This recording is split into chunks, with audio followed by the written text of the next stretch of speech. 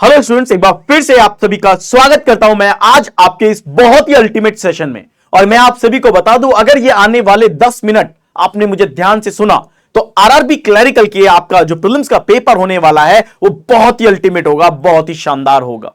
तो याद रखिए, अगर आपको एक सीट बैंक में निकालनी है तो प्रीलिम्स की ये वाली हर्डल तो आपको बहुत जरूरी से पार करनी ही पड़ेगी। तो चलिए मैं आपको डायरेक्टली लेके जाता हूं टू द पॉइंट्स के ऊपर। उन पॉइंट्स के ऊपर अगर आपने ये रिवीजन टेक्निक अपना ली तो मैं आपको बता दूं, आप पेपर में बहुत अच्छा परफॉर्म करेंगे। क्या है वो रिवीजन टेक्निक, देखिए यहां पे सबसे पहली बात तो मैं आपको पिछले 4 साल के यानी 2018 से लेकर 2022 तक का पेपर बताता हूं कि 2018 से लेकर 22 तक में क्वांट में क्या क्या आया, किस किस पैटर्न के क्वेश्चन ज्यादा आए, ताकि आप उनके ऊपर फोकस कर सकें, उन टॉपिक को ज्यादा कर सकें। तो आप देखिए, अगर मैं डीआई की बात करता हूं तो डीआई अप्रोक्सीमेटली सभी में कॉमन है, 10 नंबर का डीआई आया है। 2 डीआई आपके पास जरूर से जरूर आने वाली है और ये 2 डीआई इन 3 से जरूर आएगी। या तो डीआई आपके पास बार की होगी, या फिर आपके पास टेबल की होगी, या फिर आपके पास लाइन की होगी। इन 3 डीआई में से श्योरिटी है 95% बच्चों का पेपर इन तीनों डीआई के अंदर कहीं ना कहीं फंसने वाला है, यह जरूर याद रखें। इन्हीं में से कोई ना कोई डीआई घूमेगी और किसी के बार आएगी, किसी के टेबल आएगी, तो किसी के टेबल आएगी तो किसी के लाइन आएगी। ओके, तो इसको आप जरूर से जरूर अच्छे से करके जाइएगा क्योंकि 10 नंबर का आपका यहां पे लगातार है। इसके बाद आप देखेंगे अर्थमेटिक के 10 क्वेश्चन, आप देखो लगातार ये नंबर कॉमन है। कई बार ऐसा भी हुआ है कि इन ईयर्स के अंदर 15-15 तक क्वेश्चन आए हैं, कई बार 13-13 तक के क्वेश्चंस भी आए हैं। तो 10 से 15 का नंबर आप ले सकते हैं क्योंकि कई बार 10 भी आ रहे हैं, 12 भी आ रहे हैं, 13 भी आ रहे हैं, 15 तक भी जा रहे हैं। तो अर्थमेटिक के 10 क्वेश्चन अपन लेके चलते हैं। अर्थमेटिक में आपको पता है कि आपके profit and loss, SICI, average, age, time and work, इन टॉपिक से क्वेश्चन आएगा ही आएगा।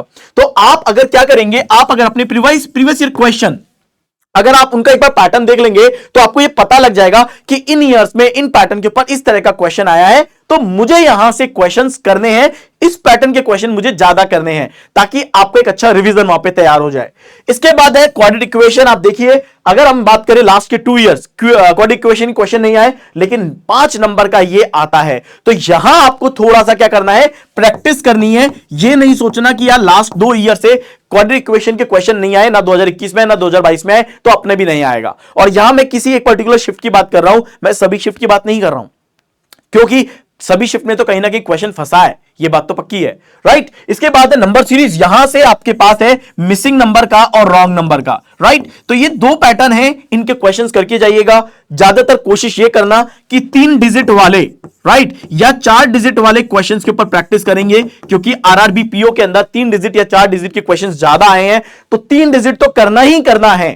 4 डिजिट भले ही आप चाहे कुछ क्वेश्चन करें, लेकिन 3 डिजिट के क्वेश्चन, 3 डिजिट वाली जितनी भी सीरीज है वो आप अच्छे से करके जाना, वहां से क्वेश्चन जरूर फंसने वाला है। इसके बाद है सिंप्लीफिकेशन। यहां से तो रेगुलर क्वेश्चन आया है और डेटा सफिशिएंसी के क्वेश्चन पिछले अगर मैं बात करूं पिछले 2 साल नहीं आए, लेकिन उससे पहले 5 क्वेश्चन आए, परंतु ये क्वेश्चन बहुत ज्यादा आसान थे। तो ये तो याद रखना कि PYQ हमें कहता है कि DI आया तो है, DS आया तो है। तो आप ऐसा नहीं कि DS पढ़ के ही ना जाएं, पढ़ के जाएंगे, आप इसका रिवीजन करेंगे, आप इनसे रिलेटेड क्वेश्चंस करके जाएंगे। ओके, तो ये तो क्या है, ये आपका क्वाड्रेटिक मैथ्स का क्वेश्चन है। क्वांट का पूरा की पूरा 2018 से लेकर 2022 तक का मैंने आपको यहां पे बता दिया है। तो ये टोटल मैंने 5 साल आपके लिए इसलिए कवर किए हैं ताकि आप ये समझ सके कि पिछले 5 साल में सबसे ज्यादा वेटेज आरआरबी ने किन चैप्टर्स को दिया है, ताकि आप उसके ऊपर अच्छे से प्रिपेयर कर सके। फिर बात आती है रीजनिंग की। अब देखो, आप रीजनिंग की पूरी कहानी सबसे ज्यादा कहां पे टिकी हुई है, पजल और सिटिंग अरेंजमेंट पे।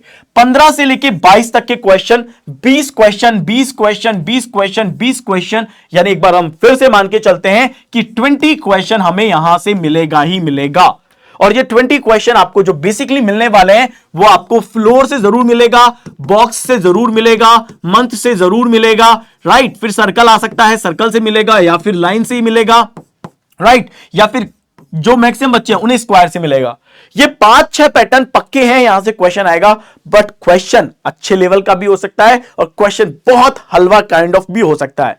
तो यहां से ये बात मान के चलना कि 6 पैटर्न आप अच्छे से करके जाओ, बाकी पैटर्न तो आप कर ही रहे हो। डबल लाइन के क्वेश्चन आप करके ही जाओगे, लीनियर के अंदर नॉर्थ साउथ है वो मैंने आपको यहां बता ही दिया है, रेक्टेंगल आप करके ही जाओगे। इसके बाद जो पजल्स आती हैं वो पजल्स आप करोगे, कि वेरिएबल बेस्ड पजल्स है वो आप करोगे, राइट। कुछ और है तो वो आप करोगे, फ्लोर एंड फ्लैट है तो वो आप करोगे। लेकिन इनको आप अच्छे से करके जाओ, इनके ऊपर थोड़ी सी अपनी और अच्छी स्पीड बना दो ताकि ये चीजें एग्जाम में आप अच्छे तरीके से करके आ सको।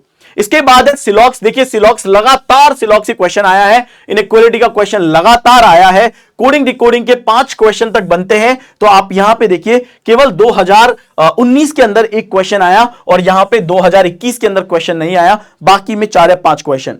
इसके बाद डायरेक्शन से आपके पास 5 या 3 क्वेश्चन, वर्ड फॉर्मेशन के यहां पे 0 से 3 है, लेकिन वर्ड फॉर्मेशन का एक ही क्वेश्चन बनता है, वो यहां पे है।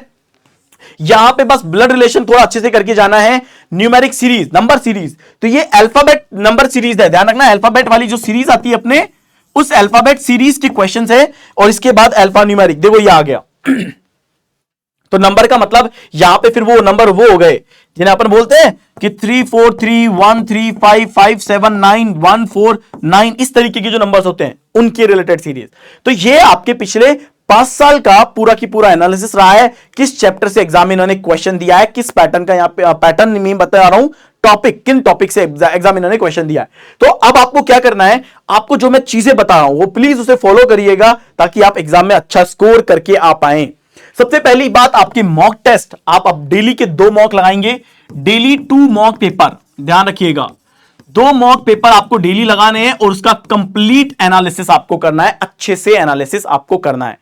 एनालाइज करनी है आपको अपनी परफॉर्मेंस को कि आपके नंबर कितने आ रहे हैं, कैसे आ रहे हैं, क्या लेवल आपके पास आ रहा है। आपको अपने वीक एरियाज को आइडेंटिफाई करना है और उनको इंप्रूव करने की आपको पूरी कोशिश करनी है। जितना आप अपने वीक एरियाज को आइडेंटिफाई करेंगे उतना इंप्रूवमेंट आएगा, उतना ही आपका स्कोर बेटर होने वाला है। इसके बाद अगर मैं आपको बात करूं तो देखो, मॉक टेस्ट जितना आप लगाते हो तो मॉक टेस्ट केवल और केवल आपकी स्पीड एंड एक्यूरेसी ही नहीं बढ़ाता, ये कहीं ना कहीं आपके लिए कॉम्पिटिटिव एग्जाम में अच्छा स्कोर करने में भी आपकी हेल्प करता है। तो याद रखिएगा, मॉक इज इंपॉर्टेंट, मॉक आपको लगाना ही लगाना है।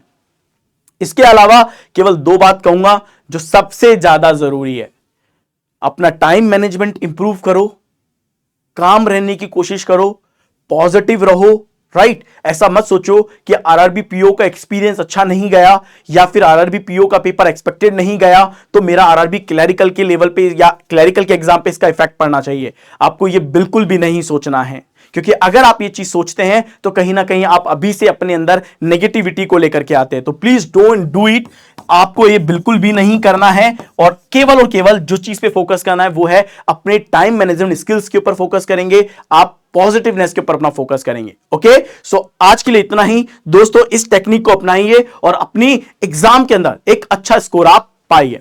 Thank you very very much.